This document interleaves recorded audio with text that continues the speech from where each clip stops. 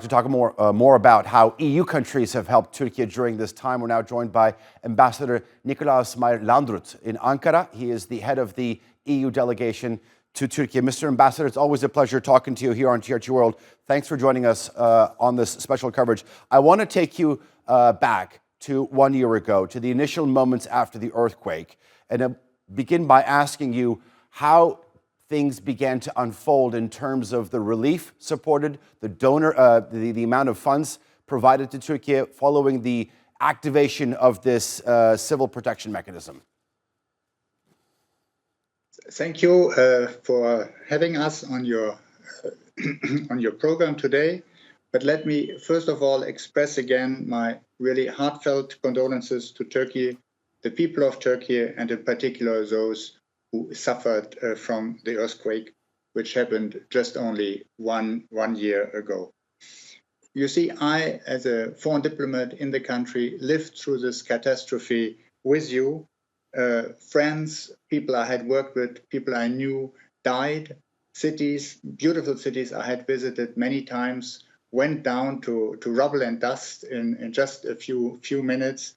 So I'm also, as all in the country, was affected by this earthquake, and we are still remembering this very, very deeply and very sadly. And to your questions, Turkey activated the EU civil protection mechanisms within the first hours of the morning of the 6th of February, which was actually a very good decision because it allowed teams from across Europe to come to Turkey for rescue and search in the first hours and be effective during the first 72 hours, which are the most crucial in this area. So we had from 21 EU member states more than 1,700 rescuers and 111 dogs who have helped to save those who could be saved at that time. Mr. Ambassador, you said that you visited the dust and rubble. Obviously, Hatay and Kahramanmaraş come to mind. But over the past year, you've had a chance to visit all of these cities in the region, all 11 across southeastern Turkey. You've had a chance to talk to local authorities. If I could get from you your own personal story, what's your assessment? What were the feelings, the needs of the authorities and the people down there? Well, let me first say that this catastrophe has been huge, beyond imagination. And the task now to revive these areas is immense, and it's immensely complex because it touches all sectors of life. And that is what I have witnessed when I talk to the people. It is housing, of course, but it is also municipal infrastructures, water, schools, other services, social economic support to get life starting again. So it's a very complex task in a huge area, and where many very dedicated people across the country try to help. And we as EU, from our side, want to support as good as we can the country in its reconstruction effort. Mr. Ambassador, obviously the nature of the organization's assistance and help that you're providing to the region has changed over the past year. In the initial hours, you talked about sending in medical personnel, dogs, setting up tents, setting up field hospitals. 1 year on, the needs of the region are a lot different. You want to help out the people of the region return to some sort of normalcy as possible. How would you describe your priorities right now? Well, we are working on the priorities together with the Turkish authorities because it has to fit what the country is trying to do to revive from this catastrophe.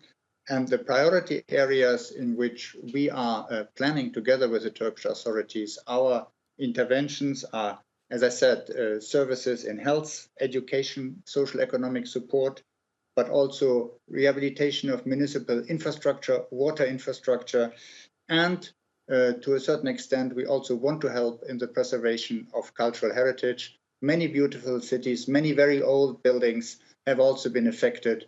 So from cultural heritage to the immediate needs of the people today, we want to make our contribution in the different areas which are now in the forefront. So I want to talk to you about sort of the nature of helping countries, in this particular case, southern Turkey and northern Syria as well. This is, your organization has helped Syria over the past years, but obviously because of this earthquake, it's more recent.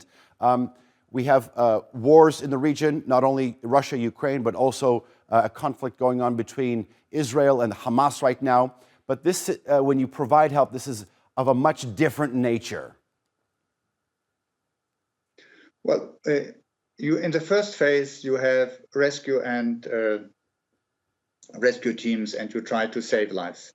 The second phase is humanitarian assistance. No, I'm just thinking if I can ask a late. And then you go on with the need of reconstruction. And here, the needs need to be defined locally. We need to understand what needs to be repaired. Then we can contribute. And so this is a work which is ongoing together with the ministries, together with the different agencies, together with the municipalities.